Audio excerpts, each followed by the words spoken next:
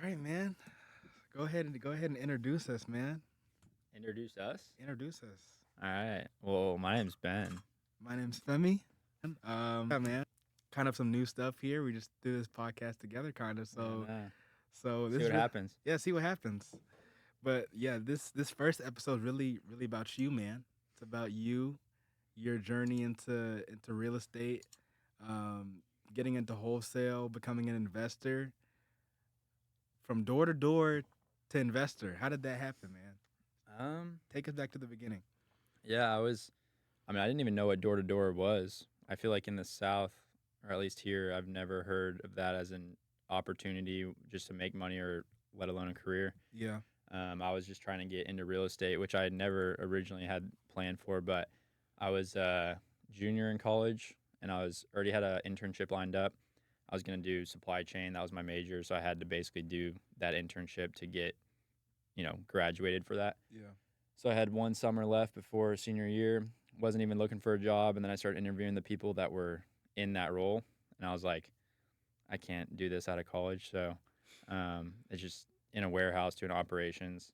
I Yeah. was like, I got to figure out something else. So I just got curious, started looking at social media, read, I think everyone tells you to read Rich Dad Poor Dad, which I hear that on like every podcast, but that's what I read my junior year and then followed a guy on social media that he was a regional manager at Vivint. So they do smart home security. And I just messaged him. He was like, hey, come do commission based sales on this post.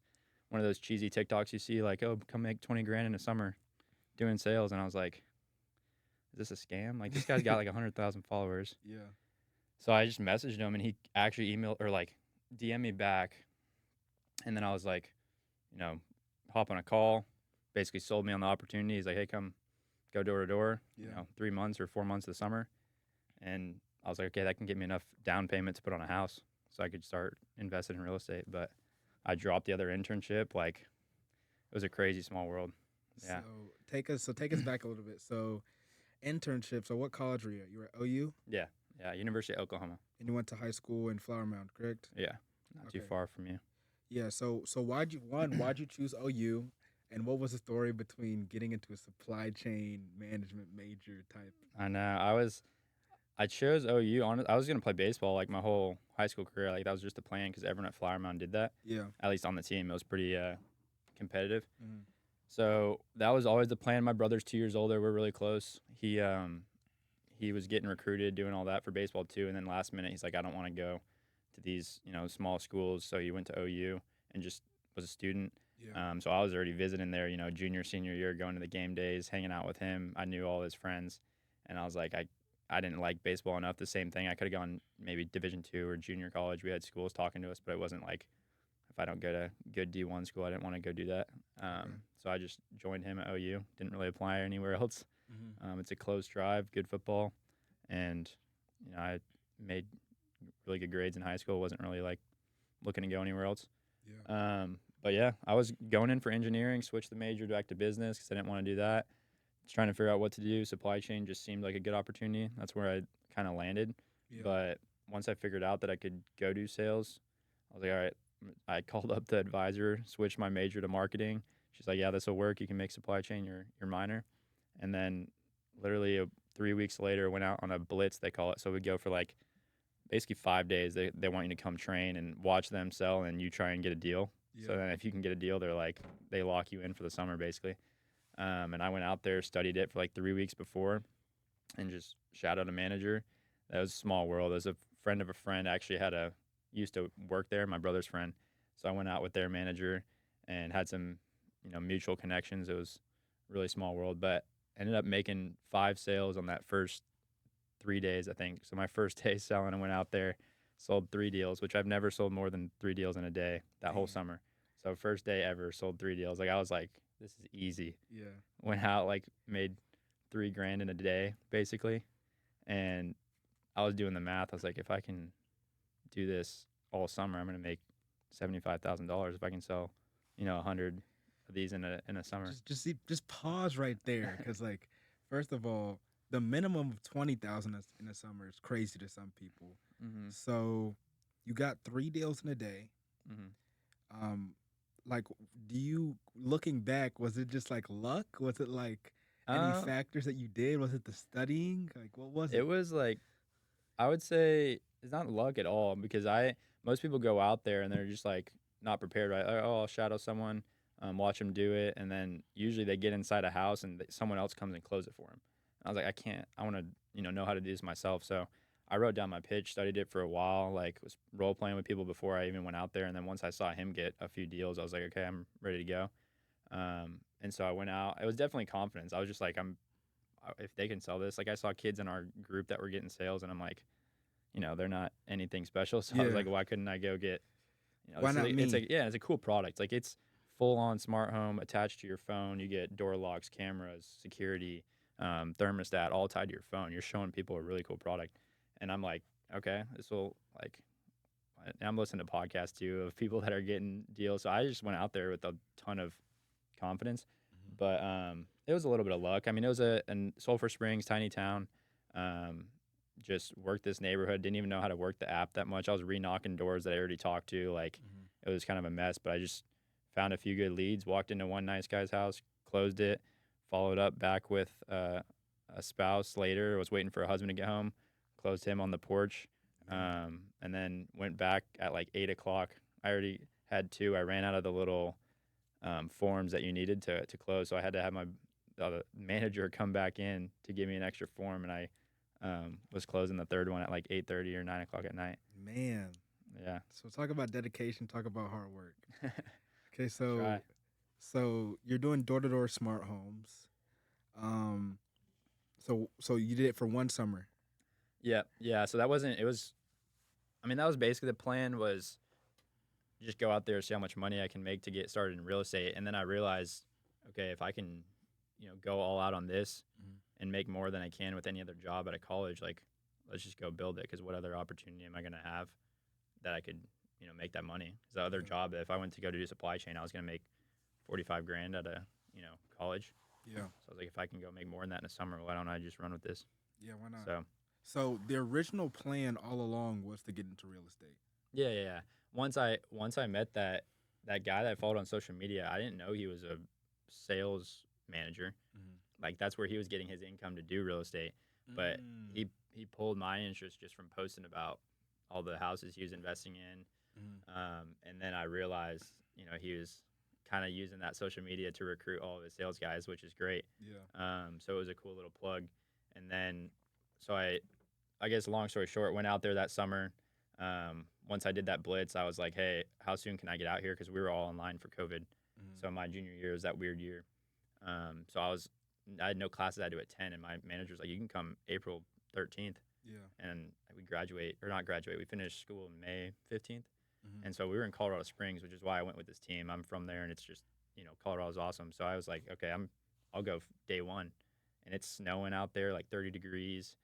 I'm in Colorado Springs. None of the other kids from the team are out there yet because they haven't finished school. Yeah. I'm there with like one guy and a manager, and it's snowing, and I'm like, think I'm a beast because I just sold 5 deals in the first 3 days, and I show up for like a week and froze my hands off. Didn't sell a deal for 7 days. Like we're in a neighborhood that says no soliciting everywhere. Like we literally couldn't get a deal. Only our manager was selling a deal, Mhm. and like it was terrible.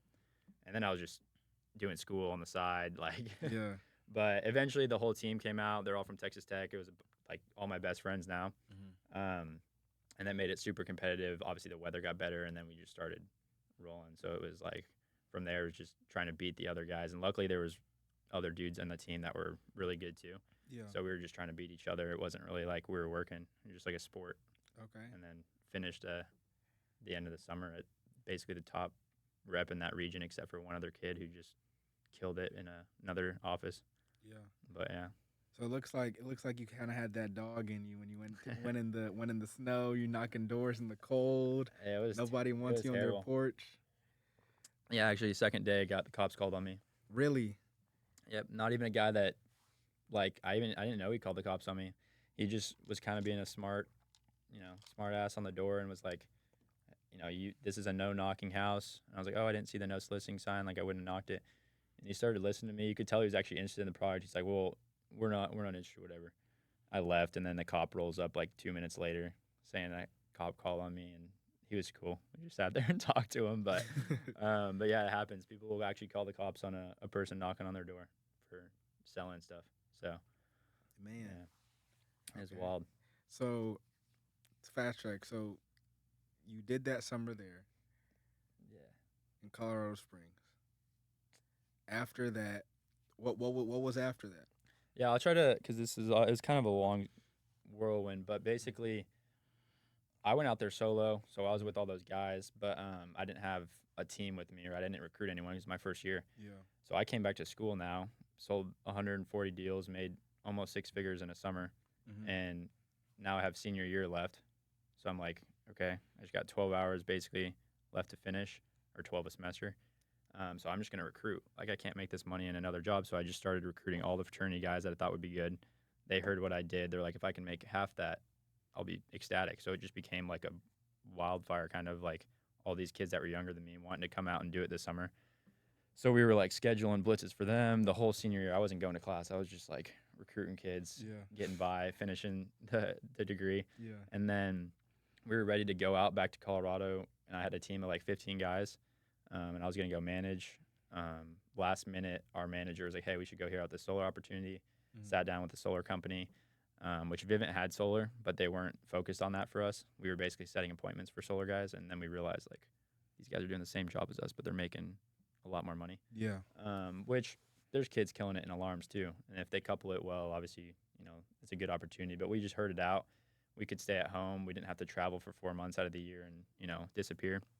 So we went and sat with them, and we were just like, hey, we're either doing this all together or we're not doing it. And then we all just decided like, let's run it. So last minute in March, we were about to go out a month later for Vivint. We just said, hey, we're taking our whole team to solar. So they were obviously very upset. It was Yeah. hard because we all loved Vivint. It changed our lives. Like, you know, we didn't want to leave, and then we realized like, okay, well maybe this could work. Let's just restart, and if we can sell alarms, I think we can sell solar doing the same thing. Yeah.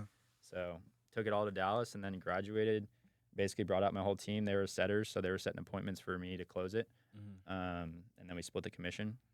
But we were in Texas, so it was hot.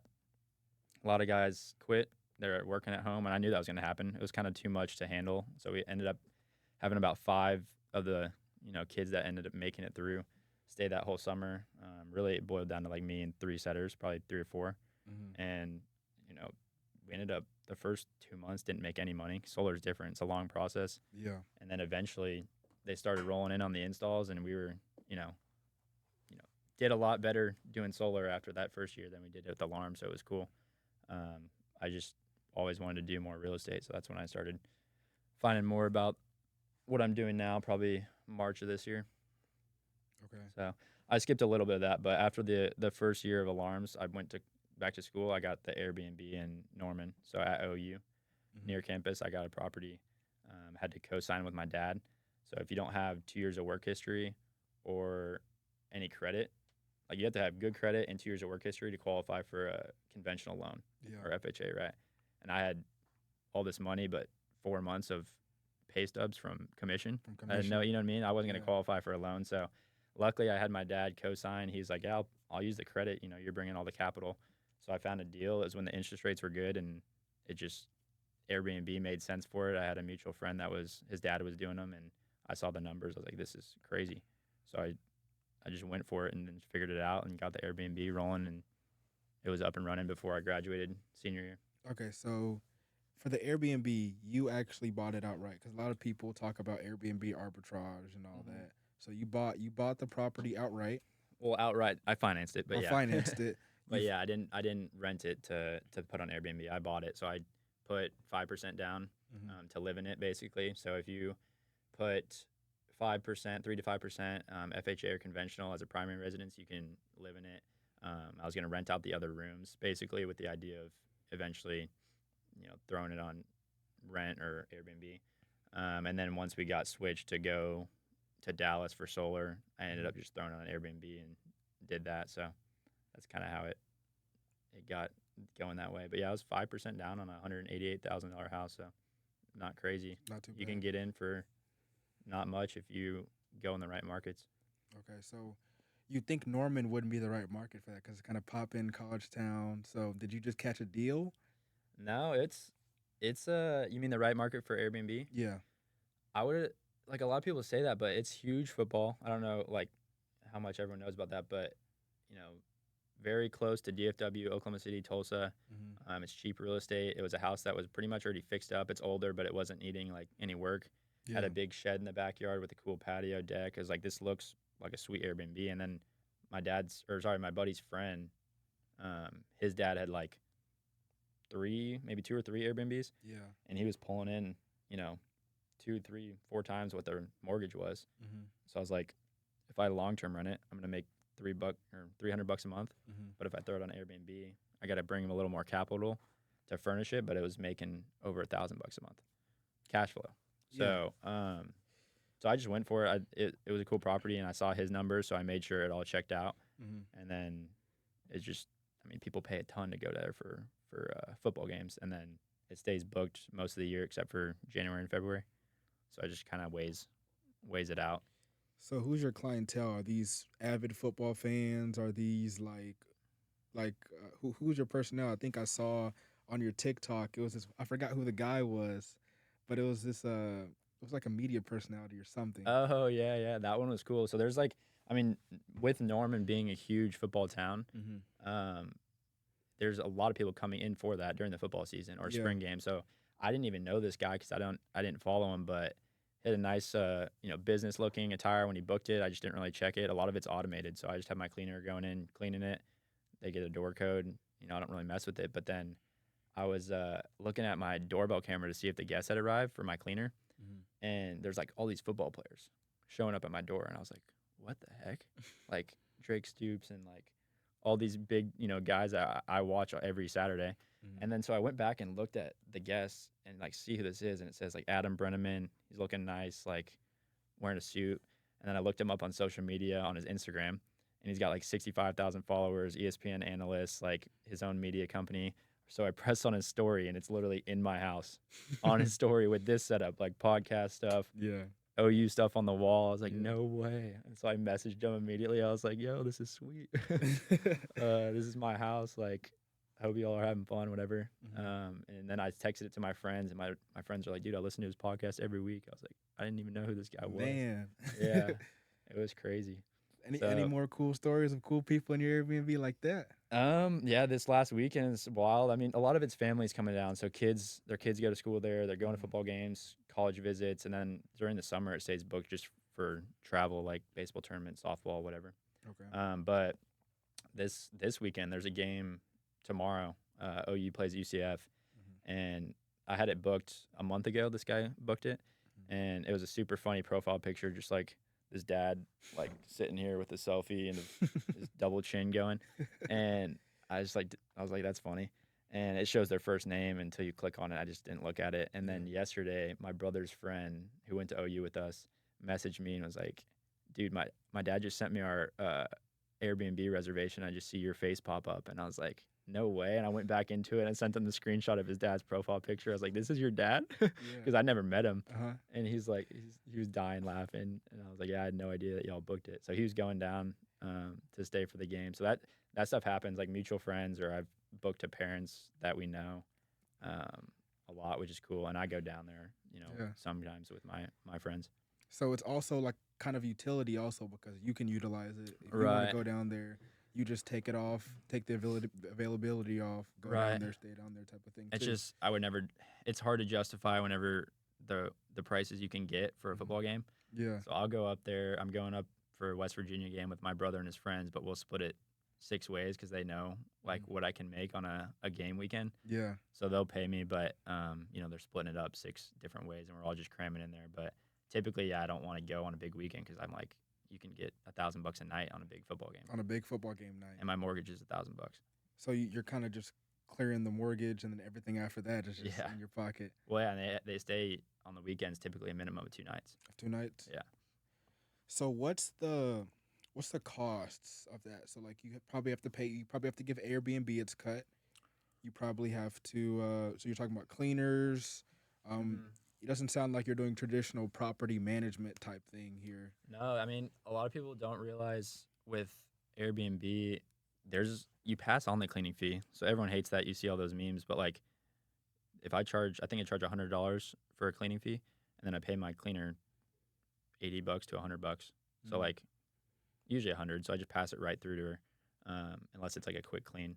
But so they pay for that, and then the host gets like 3% deducted. So they don't really do much. The host, like, it's barely anything, Mhm. but the guest gets hit with all these guest service fees. Yeah. So if it's someone I know or that's returning, I'll let them book direct with me, Yeah. so they can avoid a lot of those fees. But yeah, you don't really get hit that much as the host. So what is the Airbnb cut of like the of going through Airbnb?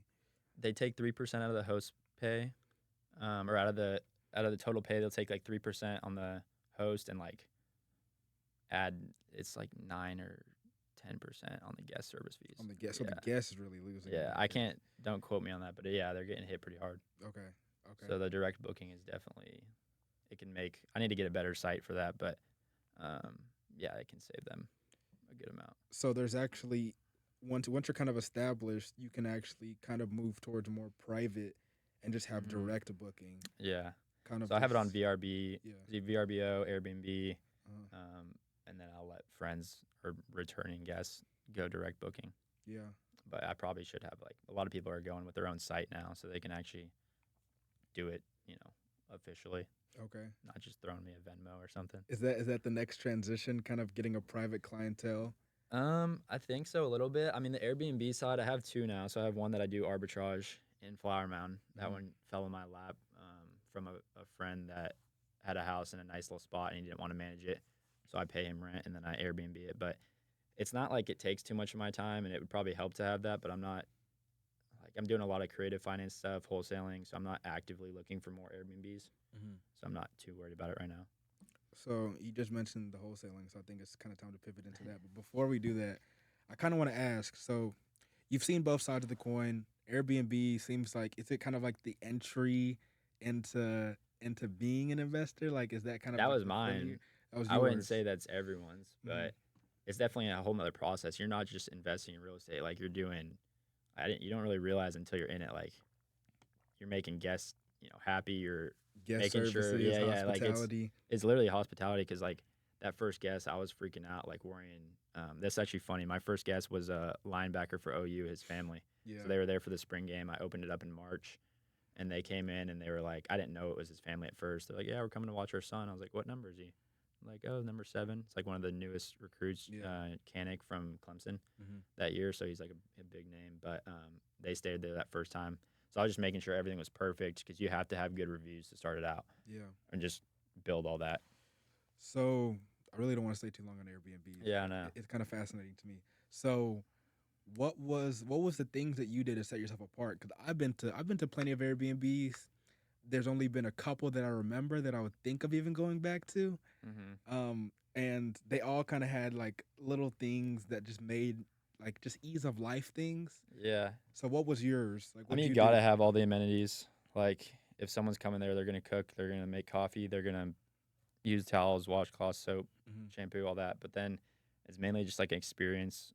So I think the back deck is sweet. It's got a grill. Yeah. It's got this shed. So the shed's in here. I added electrical to it, put a Mhm. ping pong table in there, couches, TV. So it's its own little man cave. So Yeah. people really like that. It's got like cornhole in the back. Mm. Um, and then other than that, the house isn't big. I mean, it's nothing crazy. It's just clean, looks good, and there's, it's right near your campus. So Okay. just got everything you need. All right, so I'm gonna start the transition. We can talk about Airbnb all I day. know. We're gonna have to come back for just one about specifically Airbnb. But so you got the first one, and then you mentioned you got a second one. Do you only have two? Airbnbs. Yeah, you have two Yeah, Airbnbs. yeah. So what was the transition? What was the kind of thing of okay, I want to get into wholesale?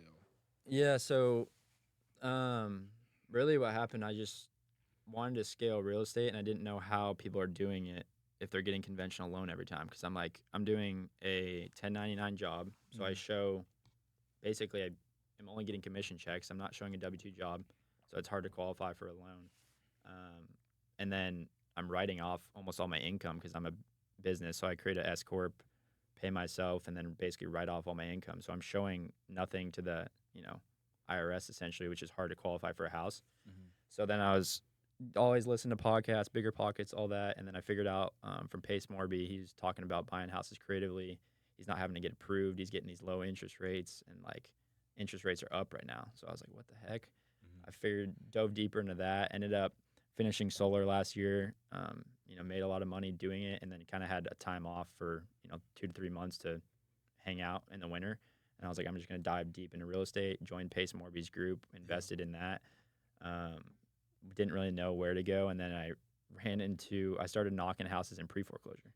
So they were talking about pre-foreclosures. Hey, these are good sellers or off-market leads to hit because they need to sell their house. So I started knocking on it. I pulled a list and I was like, I'm already knocking these houses for solar. So I just found it and I'm like, they're everywhere. So I didn't even know what I was doing. I just said, hey, who can close these if I give you a lead? And all these people in the group were like, me. Like most people don't want to knock doors. So I just told them all, I'm already knocking doors. Like who wants leads? And they were all pumped. So then I was like, okay. So I went and hit the first door I knocked, had a note on the door, like in the little crack of the door. And this person's not answering. You could tell no one was home. I was like, what the heck? So I pull it off. It's like, hey, my name's Grant. I help stop foreclosures. Please give me a call at no cost to you. I can walk you through options. And I'm like, dang it. Like every investor probably knocks on these doors. You know what I mean? So I just took a picture of it. I actually left it on the door, I think. I may have took it. I don't know. But I didn't have any notes. I'm like, that's a good idea. I should probably have notes. But went back to my car, called that guy, Grant. And I was like, hey, like, I saw your note on the door, and he thought I was the homeowner. I'm like, no, I'm another investor. He's like, oh, dang it.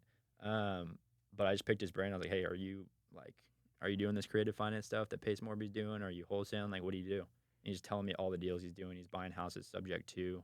He's wholesaling. He's flipping. And he's like, you could tell he's a closer.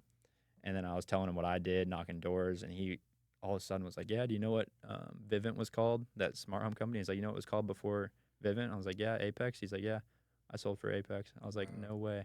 I was like, he's from Utah, literally started knocking doors when he was my age, killed it, went and did the whole corporate world for like 10, 15 years, found this real estate group in Texas, and then just been knocking foreclosures because he already knew how to sell.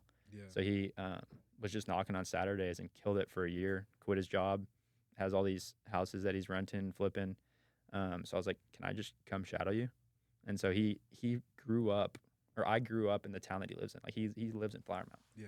So it was crazy, a small world. Like he sold for Vivint. Full circle moment. Lives in Flower Mound. His kids went to high school with me, and I didn't even know him. Like his stepkids graduated with me. I didn't even know him. Wow. Yeah. So I'm just like, I go to his house, and it's like half a mile from where I grew up. Yeah. No idea who this guy was. I was like, hey, all right, let's go. So I went and shadowed him for a day. Basically watched him get a deal knocking foreclosures. I'm like, this is mind blowing. I'm like, he's gonna flip this house and probably make like 80 grand. Wow. And so once I met him, I just like still had a couple months until summer started with my solar team again. They're all still in school. So I'm kind of on my own. Like I'm either knocking solar or I'm doing this real estate stuff. So Oh, you're still doing solar? yeah. So this was like January, February, March. Like we'll go like on a blitz every month. So we'll go for like 10 days and just hit it hard, right? And then during the summer, we're working like every day. So in the meantime, when I'm at home, I'm just like knocking houses in foreclosure now. I'm trying to figure it out. Yeah. I'm shadowing him. And then I went and knocked a door that I brought him a lead. I was like, hey, this guy probably needs to sell. He knows he needs to. He's old. Like his wife unfortunately passed away. He's like $8,000 behind on the mortgage. He's got no money. And he knows if he gets foreclosed on, he's getting put on the street. So I was like, why don't we help him? So I had brought him over. Grant basically walked him through all these options. We got it under contract and helped him stop the foreclosure, assigned that contract to a buyer, and it was a $40,000 assignment fee. And I split it with him 50-50 just because Grant did the paperwork. He closed it. I just brought him the lead. And I was like, and I watched him do the paperwork too. And I was like, that's it. Yeah. Like 20,000 just to bring a lead. Yeah, exactly. That Well, you're just to already bring, just to bring a lead. A lot of people say that. It's like, I mean, I was knocking for 2 weeks. Yeah. Like, and then I won't run into one. You know what I mean? So like, finding the lead's the hardest part probably. Yeah. But once I did that, I saw him close it, and I was like, I just gave up another 20 grand. That's how I was thinking. I was like, this is awesome, made 20 grand, but like, yeah, there's so much money in this. I was like, I could have got 40 if I just closed that myself. So that's when I was like, I'm not sending any more of these to you, because he kind of knew like I could go he could close them. figure it out. Yeah. And so I just figured out all the objections for foreclosures, like just like sales, like, hey, what happens when this happens? You know, what are their options? What are all the different things I can do? What is a good deal? Like, how do I offer? How do I get it under contract? How do I send it to title? Mm-hmm. How do I find a buyer? So like all those things that like most people are like, oh, I'm never gonna start because of that. I just saw him do it and realized it was like, okay, he has this guy that does disposition Yeah. that has all these buyers, Mm-hmm. which means like they sell the wholesale deal, right? Yeah. So if we have this lead and I get under contract at a number that makes sense, I gave it to this guy. I don't even need a buyer's list. I give it to them and he, tells me a number he can do. As long as I have it under that, I make the difference. Mm-hmm. So for me, that was like, let me just go knock doors for this like 5 days a week, see what happens.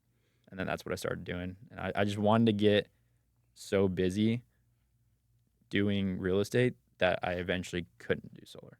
Mm-hmm. Was literally like, that was That my was the goal. mentality. Yeah. Because I knew come OU getting out of school, those 5 kids that were coming to join my solar team or 6, like I had a whole team to manage. Yeah. So I was like, if I'm doing that, it's going to be really hard to like do real estate at the same time. Okay. So it kind of seems, maybe I'm jumping the gun here, but you kind of have to, you want to transition into real estate. You want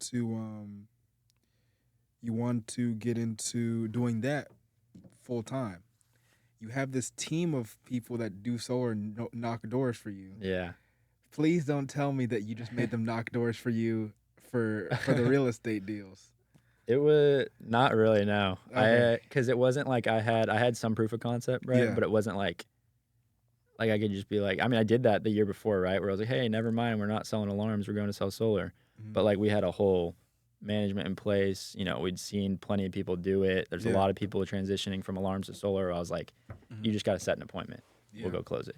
But for this, it was like, I don't have any like KPIs, I guess you could call it. Like I've knocked, a handful of doors and then ended up 2 weeks later, I got another deal. It was like 35 grand wholesale fee that I just closed myself. Yeah. And I was like, okay, this is nuts. And I still had like a month and a half until solar started.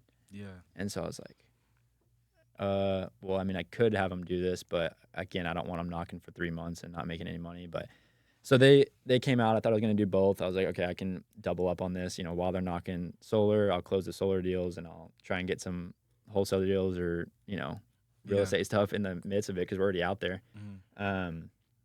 And then I just started like showing people that I could close deals in this group. So I joined this. I invested in the network after I got that first deal. I invested in the network that Grant was in.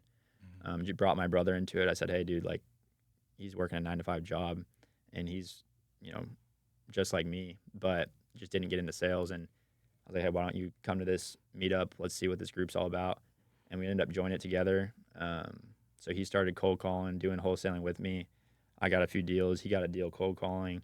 And then I was like, we started posting in this group, like, if you guys need someone to help close your deal, call us. Because that's what Grant was doing. He was having all these people bring him leads that were new investors. So I just told everyone, like, I door knock for a living. Like, that's what I do. So if you want to door knock with me or if you need help talking to a seller, like, call me. So then we just started closing deals on our own. And then all these other people just would call us, like, new investors that were cold calling and they didn't know how to negotiate. They didn't know how to close. So we would just close it for them. And that's how we've kind of expanded it. So I don't have to knock doors every day. Wow. Yeah. Wow. Okay, so I feel like I kind of got a little bit too ahead of myself because Yeah. in my head this whole time I'm like, okay, I want him to go back to explain what subject 2 is. Yeah, there's a lot of moving Yeah. parts on these deals, but every lead is different. So like you could walk into a house that's in terrible condition. That first deal, I've never been into a house that looked that bad. Yeah. Like I would have never flipped it. I wouldn't have took on that risk. But for us, like we know there's buyers out there that don't want to find the deal and they have the things in place to flip it. So like that one, they have a lot of equity or enough, right? The house needs a lot of work. So they can't sell it on the market. Those are the ones that you wholesale or flip, right? If you wanted to flip it yourself. Yeah. We're getting them under contract for cash at a discount. And we're assigning that contract to an end buyer. Yeah. Because they have the equity, it works, right? But sometimes you'll knock on a door in foreclosure. They bought it a year or 2 ago. The house is in fine shape. They have no equity. No investor could possibly offer them cash because they would be losing money. Yeah. Right? Like they wouldn't give them a cash offer that would make sense because they can't turn around and make a profit. Yeah. So like those ones, they might be behind 10 grand and then we could give them a few thousand, stop their foreclosure and buy it subject to the mortgage. Subject to the mortgage. So it's basically like you're basically buying it to stop that mortgage. No, you're taking over the mortgage. Taking over the Yeah, mortgage. I say buying it subject to, Okay. but that's what people call it. But you're taking the deed. You own the house. Mm. Their financing stays in place. So there's a deed and there's a note. Mhm. So when you buy a house traditionally with a lender, they get you a loan, they pay off the other loan. Now you got to get this 8% interest rate, right? Yeah. You got to put 20 grand or 20% down. Yeah. So you have to get qualified, right? Like that's why I found this. I was like, I don't have to get qualified. I'm taking over someone else's loan. Mm-hmm. So I was like, I can buy as many of these houses as I As you want, want. and no one will check. Yeah. You know what I mean? And people think this is what blew my mind. So I was like, you're helping someone stop a foreclosure Mhm. and getting them money when they were probably going to lose money if they could sell it on the market, or if they had a foreclosure, they're screwed. Yeah. It's like a 7-year nightmare. So we can come in, take over a low interest rate, be less money into the deal, and then I don't have to, I can cash flow and hold it as a rental. I could take that contract and still wholesale it. Mhm. A lot of people just do that. Okay, so talk to me. What's the difference between a deed and a note? So deed or title, and I'd probably say some of this, but basically the deed or title is whoever owns it. Mhm. So they have all responsibilities of the property. Yeah. The note is whoever holds the mortgage. Mm. So a lot of people think you have to Oh, pay off the yeah. note, right, to get the deed. But when you're doing it subject to, if you have real estate attorneys and title companies that correctly put it in place, they draft this paperwork to where you can take the title and the deed of the house. And obviously the seller knows, right? We're telling them we're taking over your payments, Mhm. but that's helping their credit. We're making the loan current. So now that helps their credit. Then we're making payments on time every month. So they're actually in a good position. But obviously you got to make sure, you make the payments, but they draft paperwork that protects them too. So if you died or got abducted by aliens, then they can foreclose on you. They can foreclose. Yeah. Uh-huh.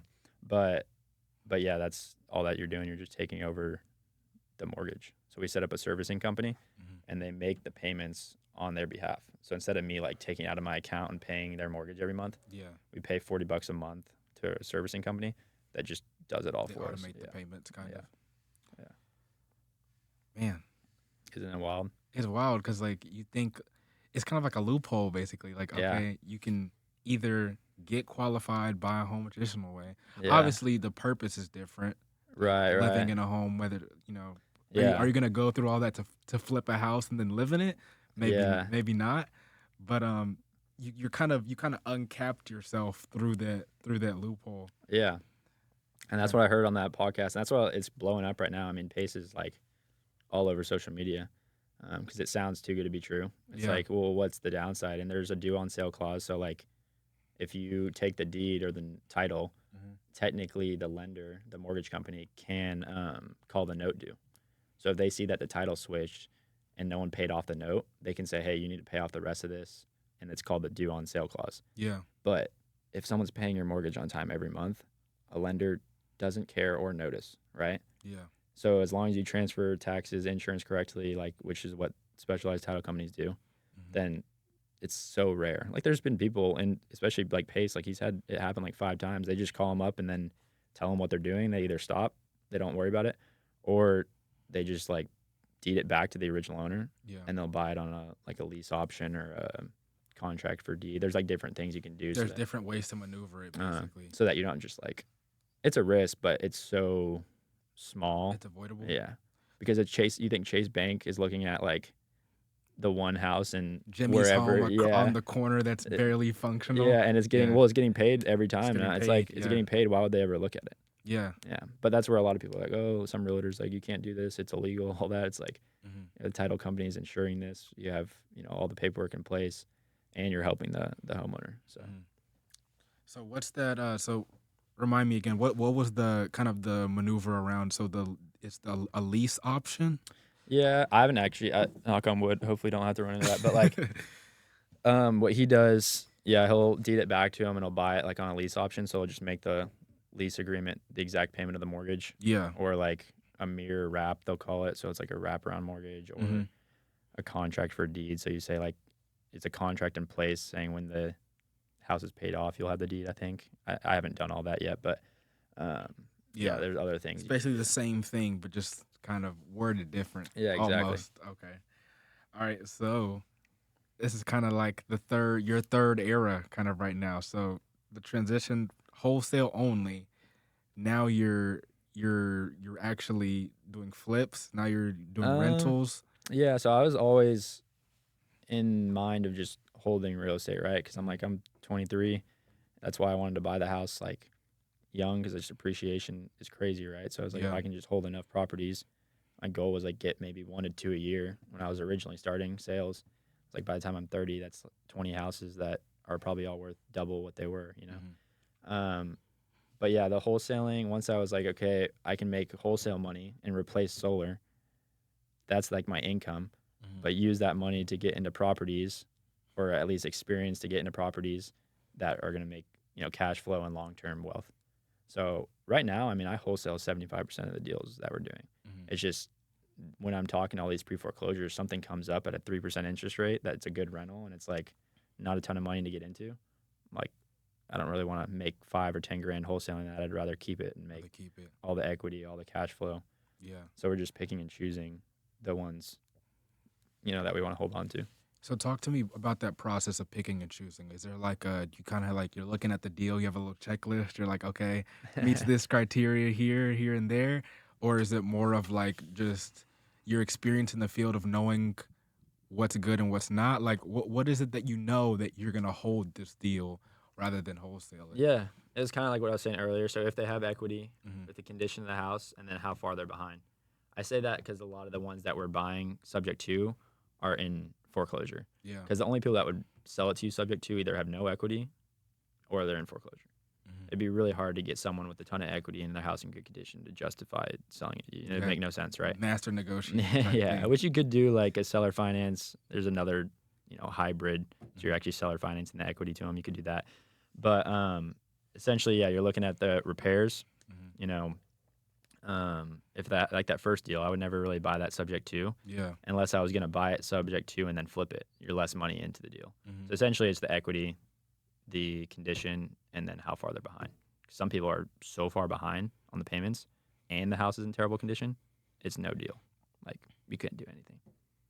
So that actually brings up a question of mine. So let's say that they're behind on their mortgage. Do you basically, or whoever you're assigning that deal to, are they going back and paying that to current and then picking it up, or like how does that No, work? no. If we're wholesaling, typically, and again, you can wholesale any contract. Yeah. So you could wholesale a subject to contract if someone wants to hold that as a rental, right?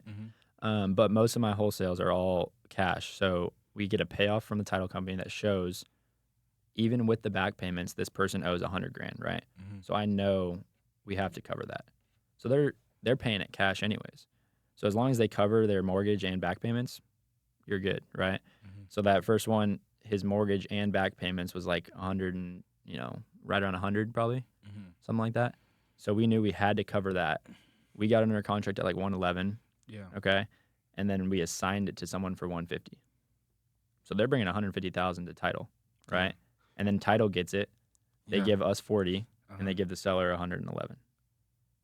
Really, they give the seller 10 and then they give the mortgage company 100. 111, basically to cover the back payment. Yeah, like to the payoff. So To they'll the get an payoff. updated payoff, which means They'll get like it current, and then you come in with your little thing where you're basically just paying that you're not mortgage. paying. We're not Oh, paying the where you mentioned with that company that you the $40 a month, and oh, then that's if you're buying it subject to. if you Sorry, I if was you're going buying it back to subject to. cash. Okay, yeah, no, So sorry. yeah, If you're cash, you're just wiping it all out, right? okay, It's paying it all off. hmm, If you're buying it subject to, on the closing date, yeah, it shows how far they're behind. That's a Mhm. reinstatement. yeah, So we're catching that up. So like that, the last one I bought, he was that they were 13,000 behind. hmm, So on closing, I caught up 13,000. That was part of the closing cost, hmm, right, or the down payment. I gave them 3,000, I think. So that was in there. So that's 16, and then the closing costs. So basically, for like 18, $19,000, I bought the home and took over the note. Or sorry, I took over the deed, not the note. yeah. I took over the 3% interest rate. Repeat that one more time. So on the close date, Hmm. I paid the reinstatement, so the Yeah, 13 grand they're behind. hmm, I gave 3,000 cash to seller, yeah, and then I paid the closing costs, which is probably like another 3 grand. hmm, So for 19,000, I took title. I closed on the house. Now I am the owner of the home, but their mortgage stayed in place. So they're $1,600 a month at a 3% interest rate. is now being facilitated by our servicing company, by the servicing company. and I'm paying it. It feels like a hack. It is. It's like a cheat code. It's like a legal cheat code. Yeah, it's wild. Man. So now I have to get in your business a little bit, man. So how many wholesale deals? I know you're like you're trying to hold some real estate too. So how many wholesale deals are you doing a month? In a good month, how many are you doing? It's definitely ramped up. Like we've done a lot of different things for lead generation now. I say we. I'm kind of like working with my brother, and then just Yeah. all my like essentially friends or people in that network that are lead setting. So like Yeah. calling me with leads or doing whatever. But I would say originally it was like 2 to 3, and then now like last month I had 9 deals under contract. Man. But weird stuff happens. Like these Yeah. people are off market. Something a wife won't sign because they're divorced and they hate each other and it falls through. You know what I mean? Like Yeah. I've had deals sitting in escrow for 2 months now that some of them will close. We're just problem solving all this stuff in between. Got it. But ideally I'm trying to get like 6 deals a month, and some of those we're buying and some of them are wholesaling. Sometimes they're falling through. Sometimes falling through. Mm-hmm. What was the difference? Talk about the lead gen things you put in place that made up the difference for you to ramp up a little bit. Yeah, I would say, the first thing is just knock, knock, knock, knock, like all the time. And then I realized, okay, this is kind of inefficient. I can get deals, but you're not talking to a ton of people. Not a lot of people answer. Once I started showing people I could close, when I started knocking, I also hired a VA. So VA just means virtual assistant. And this is an actual person, so not like a computer. You hire them out of the Philippines or Latin America somewhere that, we're paying them 5-6 an hour, which people think is crazy, but that's like life changing to her. So I hired her full time, 40 hours a week. She's like super motivated, the nicest lady ever. It literally feeds her family of 8 kids, and she's on the phones for 7-8 hours a day. And I just give her the motivated list to call. So pre-foreclosure, probate, tired landlords, evictions, and she's calling them all day, just setting appointments. Where are you getting these lists from? There's paid sites like PropStream, Real Estate IQ. You could go on all these different sites and get pay for a list that are skip trace data, so phone numbers and addresses of all these. Got it. So you're not doing that in house. You go to another software. Yeah, we paid like it's like $200 a month for all these lists. Okay, so it's not like a per lead basis. No, you could for some, but we pay for Texas, so all of Texas skip traced for foreclosures, probates, all those lists I was saying. And you're focused on the Texas markets, right? Yeah. Okay. Yeah. So that's why a lot of our deals I've never even seen or been to. They're in Houston, San Antonio, DFW. Oh, so you're able to close some deals totally virtually. Oh yeah. Dude, there's people virtually wholesaling from other states. Like some people just pick a good market because it doesn't make as much sense in some markets. Yeah. Texas is hot, but because there's not enough housing still, and the appreciation's good. People moving here. But yeah, I'd say like only half, maybe 75% of my deals are in DFW. The rest of them are in Houston or San Antonio, or I've had stuff in like small. Like I got a deal that we closed on last week in Snyder, Texas. Snyder. But Yeah. like everywhere. So went from that, hired a VA. Now networking with all these people. My roommate was doing solar, and then some other friends. I was like, hey, while you're doing solar, knock these houses. I told them what to say. They brought me a couple foreclosure leads. I got like 3 of those closed. So now they're like, sweet. Like, let me just go knock these foreclosures. Yeah. So we got people knocking, people on our dialer that my VA calls on. We'll have some people cold call if they want, so they can hop on. Like you could hop on right now and just cold call those lists too. And then I partnered with a guy that does Facebook ads. So this is where people really ramp it up, is they now pay for marketing for people to get inbound leads. Rather than us going to find the lead, you're paying for ads to pop up on someone's Facebook or Google that says, hey, you trying to sell your house quick for cash, you want a cash offer. Yeah. And then we pop into our CRM full, this is why I want to sell, this is the data, this is how much I want, and then I just call them. So those huge billboards that we all hate that say we buy ugly houses, that's what they're doing? That's a big company. That company's like, they're probably doing that too, right? But yeah, they're huge with just billboards and marketing and ads. But yeah, this is just I got lucky because I wholesaled a deal to this guy, and we'd done some business together, and he's makes a lot of money in his W-2 job. So he can't really follow up with all these. Yeah. So he's like, I want to buy houses and flip houses, but like there's stuff falling through the cracks. And he knew I could close. So he's just like, hey, can you do all this and we'll split it 50-50. So we started doing it last month. The first month we got like 3 or 4 deals. Man. And then now we're buying one next week in Houston, subject to. So another rental. That one in Snyder was from him. And then another 2 that we had under contract that we're still, one's kind of a mess, one we're still working on. So, yeah. So network, relationships, Oh, yeah. systems, just pure determination, hard work, getting out there in the field. So it's a combination of a lot of things for your lead gen. Yeah. Okay. I'd say everyone, unless you have the money and you know how to close or you can send it to someone to close, is generally, hammering the phones, the doors, sending texts, mailers. A lot of people starting out like that until you can start outsourcing, like, paying for marketing. Okay, so this one, if you have to go to a younger version of you, right? Go to you before you even started this. So you're 23 now. Before I started real estate? Yeah, real estate, all of that. So you'd be like what, 20? I was 20, I think, right when I went to go sell Vivint. I turned 21. No, I turned 21 right before I went to sell Vivint. Right before you went to sell Vivint. Okay, so you're talking to that version of you right now. What do you say to him about getting into real estate and the wholesaling thing? What do you say? I found wholesaling on social media right when I found Vivint. Oh, So I saw that and I was like, what? But I didn't even know. It's like, is this a scam? Is it that easy? yeah. And then Adam, the guy that recruited me for Vivint, hopped on the phone with me and just like, it was very like right there, easy to go, summer internship. Like someone's teaching me how to do it. He's in real estate. So I'm like, if I get in that network, I can learn real estate from him. That was my goal. It's like, I'll go sell this stuff and make good money, but like they know how to do real estate. They know how to do real estate. Yeah. So I think I'm so glad I did that. Like that was probably Vivint in general, like the greatest sales training you could ever do. You're around it 24/7, competing against other guys or girls your age. You're getting trained by people that have done it for 10 years every day. They have like literally everything you can do you're knocking on doors, so you're just figuring it out. But I'm glad I did that first, because if I didn't do that, I probably wouldn't be able to sell solar or sell wholesale real estate. You do it all the same again? Yeah. Yeah. I mean, if I figured out about sales and when I was your age, I probably wouldn't have gone to college.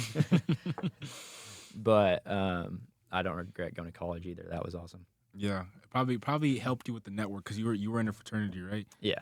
Okay. Yeah, that's true. I mean, everyone I recruited was pretty much out of the fraternities. Yeah. I was the rush chair for our fraternity, Yeah. so that was I guess my first sales experience was just being the recruitment chairman for our fraternity. For a fraternity? Yeah. I guess that's it. I mean, that is sales. Yeah. It is sales. I mean, you got a little bit of everything from there. Kind of like a little prelude. You got sales. I guess a little bit of hospitality. A little bit of a little bit of services. Yeah, I So guess you kind of been doing it. You kind of been on the path for a while. I guess, yeah. My dad's in sales, but I don't know. He always thought we were too smart to go do sales. He's like, oh, I just did that because I didn't, couldn't do anything else in school. And then I realized, I was like, why wouldn't I go do sales if I can do well? It's uncapped.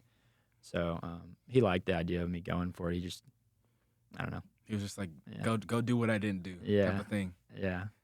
But he does wine. He sells wine. So he sells wine? Yeah. It's more of a corporate job, but like, he's running his sales there. So you can sell anything. Selling wine, selling real estate. Damn. Yep. Man, we've been talking for an hour now. It's been a while. Yeah, so I told you these people wouldn't kick us out. Yeah. Thank you, Makers Gym. This is what happens whenever you start getting leads going. So right after this, you're hopping on the phones. Yeah. Yeah. You're looking at it like, a realtor from a deal we have in our contract, a solar guy that's texting me about a lead, my brother, another guy from the network calling me. Yeah. And then there's my friends and some Facebook people inquiring about renting a house. About renting it. So you got some motion going as we speak. I forget stuff like every second sometimes. I got to start offloading things because I can't keep up. What's the offload plan? Talk to me about that. Like, what's the growth plan from here? actually going to lunch with. Oh, she's probably texting me too. I guess you could call it like a transaction coordinator. So she's in that network. She's a realtor, really nice. She just had a kid and she's wanting to get back and busy. And I was like, she's like, can I help you with anything? I was like, you can do all Yes. the paperwork Hmm. that I send the title, and then I'll just pay you whenever it closes. So she does that, which is nice. So now a lot of times I don't have to send the offers. I don't Yeah. have to communicate back and forth with title because that can take hours. Like I'm following up with weird stuff that's happening in the middle of a deal when I could be calling another seller Hmm. and closing a deal, and I'm wasting like 2 hours emailing or calling title companies. Man. So she's doing that now, which is nice. Okay. But and then it would ultimately be start getting people to sift through or qualify the leads better. So Hmm. as we have leads come in, if we can get them qualified, this might be you. I don't know if you want to start getting into Man, it, no, but man, y'all are in for a treat. I'm about to be in it soon. but no, qualifying it. So some people, I'm not there yet because like, Yeah. but acquisitions managers. So giving them a percentage of a, when a deal closes, Hmm. just to qualify it better. So I'm not on the phone with all these leads that are wasting, hours of my day too that aren't that motivated to sell or they're not a good deal. Yeah. So that's another thing you can do. Okay.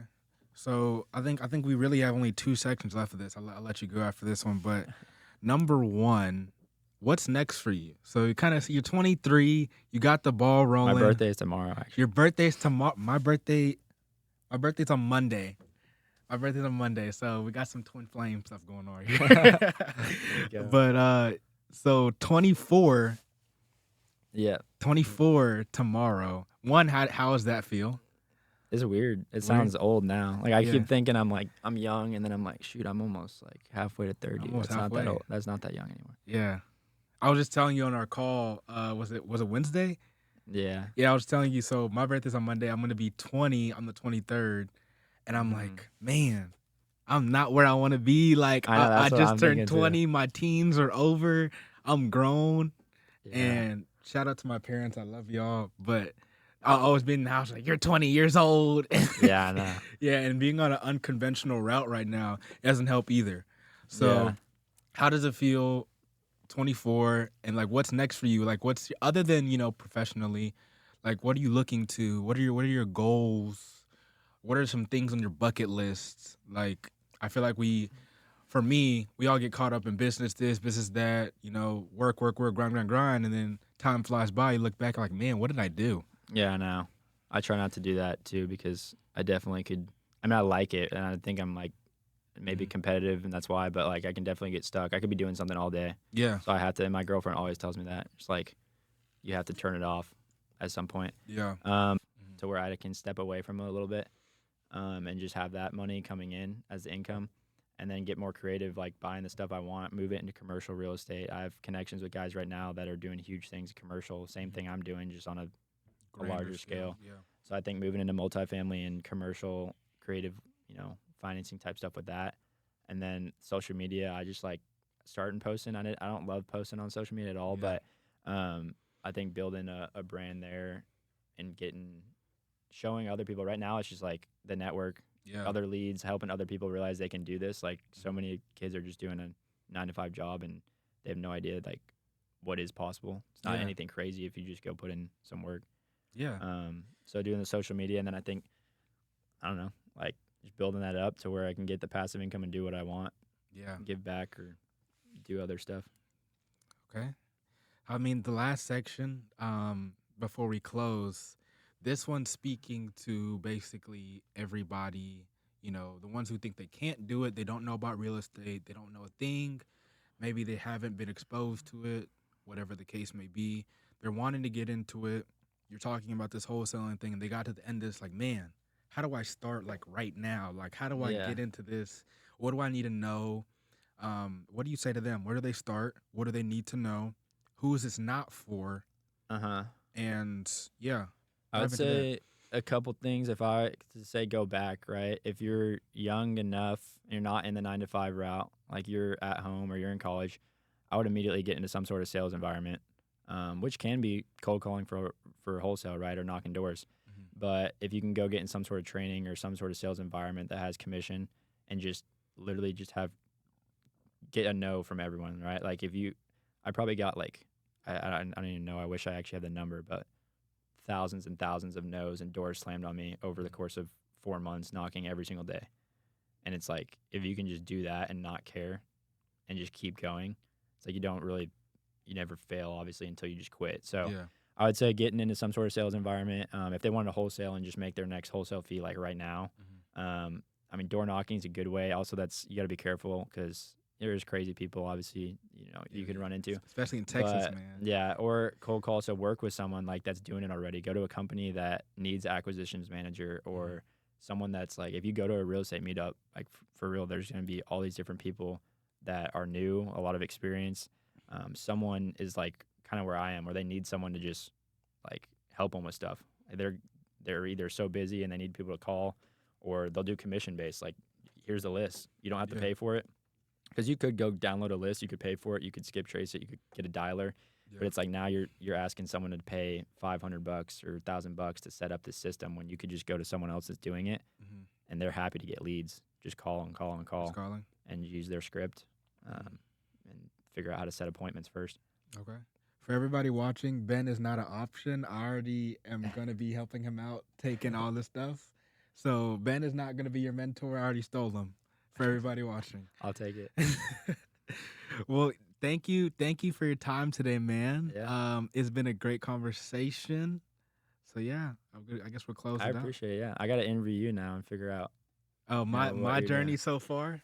Yeah, Femi's about to run some social media and hopefully make me look good. So Yeah. a lot of people that are already asking me if they have anyone for that. So Yeah. So silent plug for everybody watching. So I guess I get into a little bit, then we'll close.